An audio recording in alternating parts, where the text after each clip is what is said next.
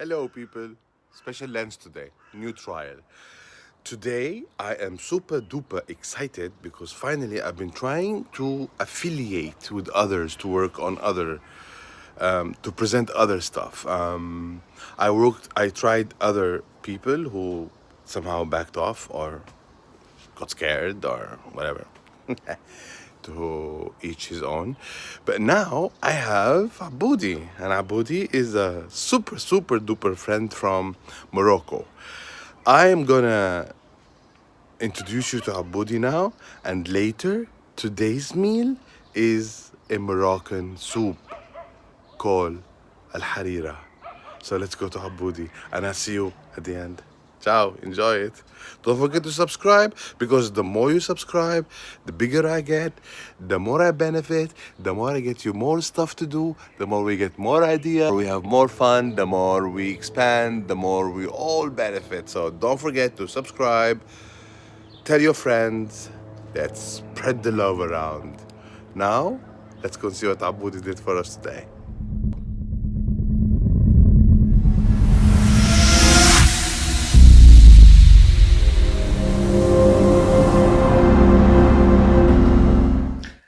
Hi guys, Aboudi is here. I'm from Morocco. I lived in Spain for many years and for the last 11 years here in Oslo, Norway.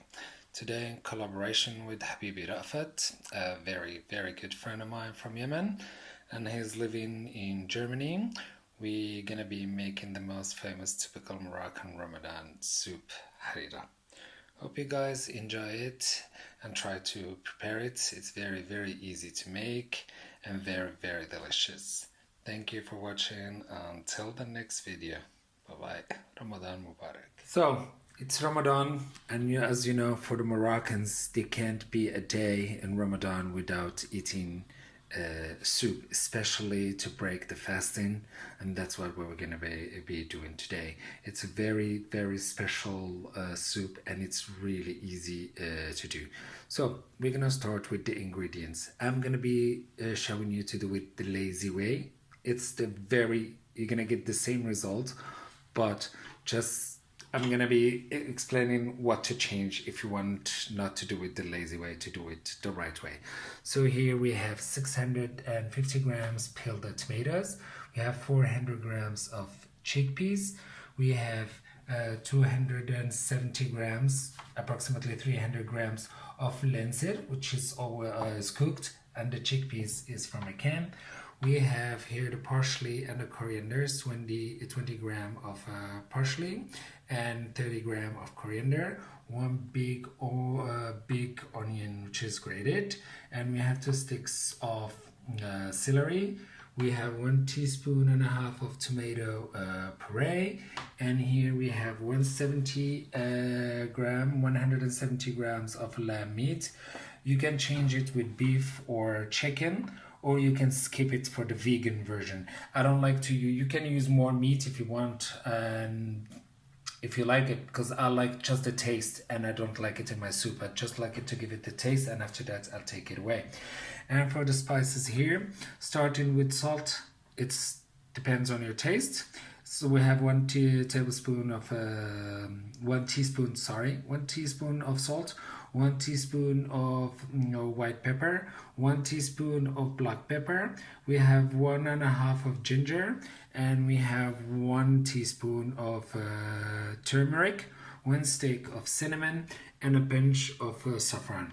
If you can't find the saffron, you can skip it. Talking about the ingredients. So if you don't want to do it the lazy way, like I have a canned lentil and a chickpeas, I will explain to you how to do it with the normal lentil.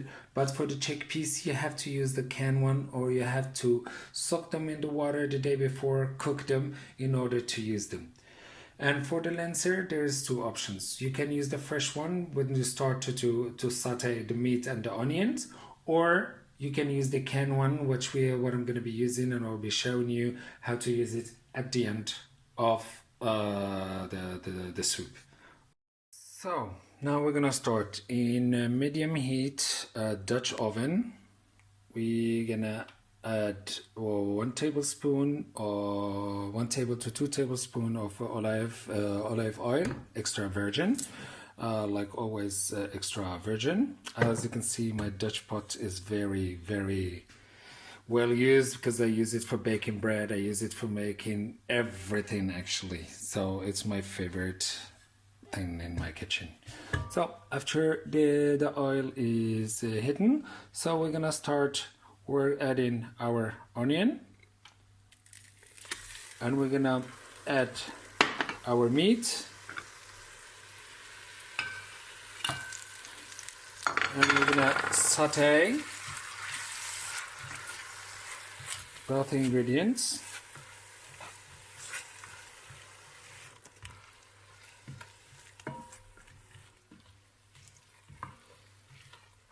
Sorry guys, this is my first time doing this. So I mean a video, cooking and filming at the same time. So there we go. And now we're gonna add our spices, because what we want to get is the caramelization and all the aromas together. So we'll keep it mixing it, and we have it on a medium-high heat. And we're gonna keep doing this, stirring and cover it, and come back and stir it till we saute it very well the onion and the meat. And after that, we're gonna add water, because the cooking process is gonna be like 3 times: the onions and the meat, and then we're gonna add water, and the second time we're gonna add the tomatoes, the tomato puree and the tomato paste. And the last one, we're gonna add the chickpeas and the lentil. Okay? And as we said, from time to time, you have to remember to stir it. So that's what we're gonna be doing. Stirring the onion and the meat, and letting it till we see that the meat has got to change the color and the onions start to get caramelized. And then, only then, we're gonna add our water, and we're gonna let it cook for some time. Okay, it's approximately the cooking time for the first period is half an hour. So we're gonna cover it, give it a few minutes, and we come back. So we're gonna check now on it one more time, and I think now it's ready, because that's what we are looking for, this caramelization. You can see it. So that's really what we're looking for. So now that it's ready, we're gonna add just a few drops of water, because we need to scrub all that goodness from the bottom of the pot.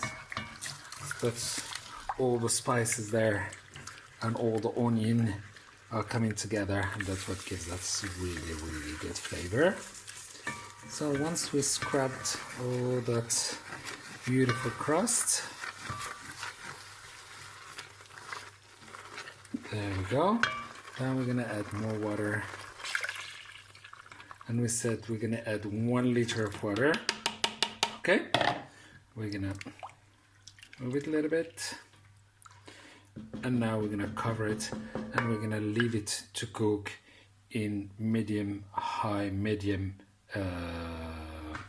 for almost half an hour, and we're gonna check on it anyway.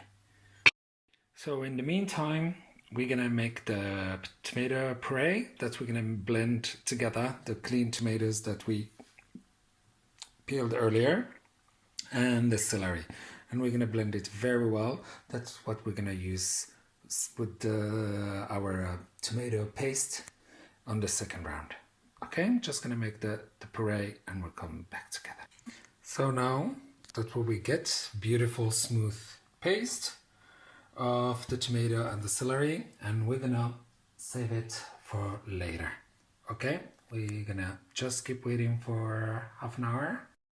So now we have prepared the tomato puree, the tomato paste, and the parsley and the coriander. We're gonna check our pot, and we're gonna add them together, plus 1 liter of water. That smells wonderful. So you can see our first ingredients has been cooking for half an hour. The water has been reduced, and now we're gonna go to the second part. The second part is gonna be adding, as we said, the parsley, coriander, tomato paste, tomato puree, and the water, and we're gonna mix, and we're gonna leave it cook for another half an hour. So let's start. So we have here our tomato with the celery, right? We're gonna wash that one with a little bit of water. We had here our parsley and the coriander, and we have here our tomato puree. So we're gonna stir very well because we have to dissolve the tomato puree.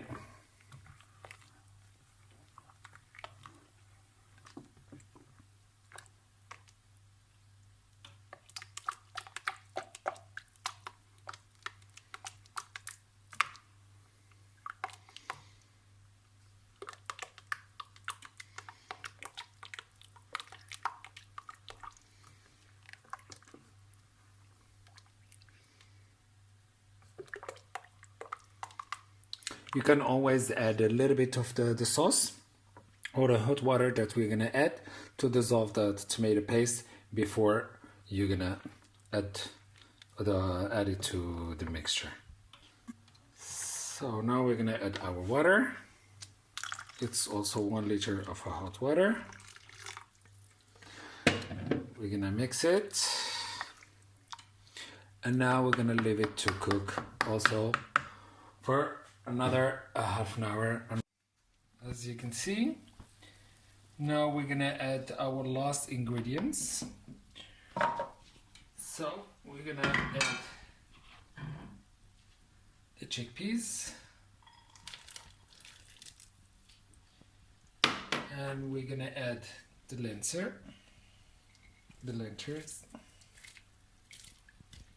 And there is one more ingredient that it's impossible to get in Norway, not my face, to get in Norway.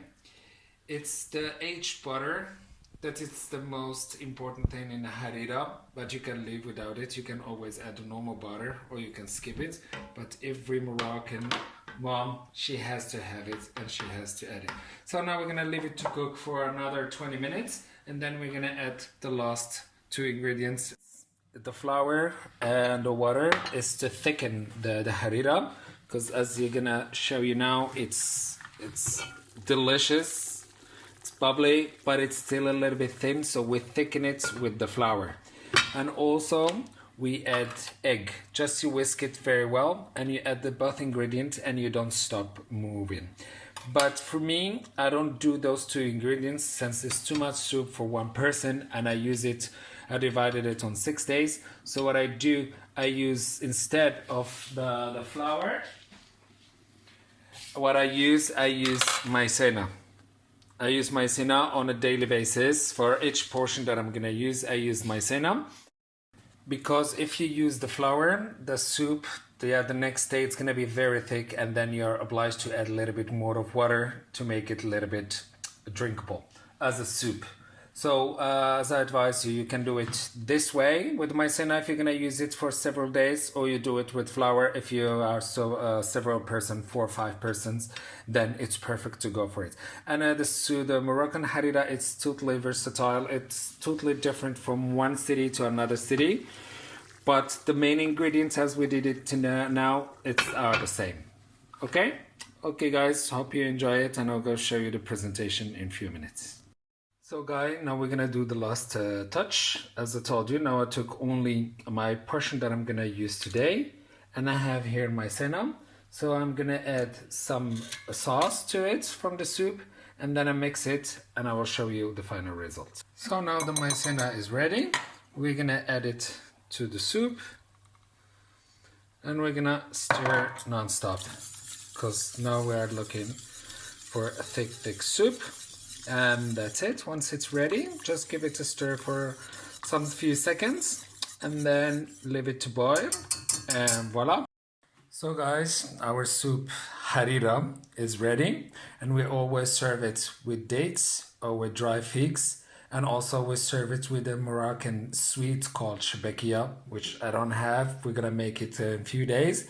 And this, the final and secret touch for the harira is to squeeze lime or lemon on the top of a harira, and that gives it really, really, really nice twist, and it balances the sourness of the tomatoes and all the spices, and it's just amazing how it tastes. The contrast between the sweet and the salty and the sour is just beyond. Okay, guys, bon appetit, saha. I hope you enjoyed it, and I hope you try to make it. It's very delicious and it's very easy. Ma salama. سلموا ايديك عبودي. Thank you very much. That was amazing, wasn't it? It was something different. I hope we'll have more and more of that. Aboudi is Abdul Samad Al Wardani. He's also on Facebook. I'm gonna put his link in the description down. And this is a call for everybody. Anybody and everybody who wants to join me, affiliate, let's do things together from all over the world and share culture, customs, everything. I started with Ihab, Kfuf, and now Aboudi, and I want to do more. So join my ride.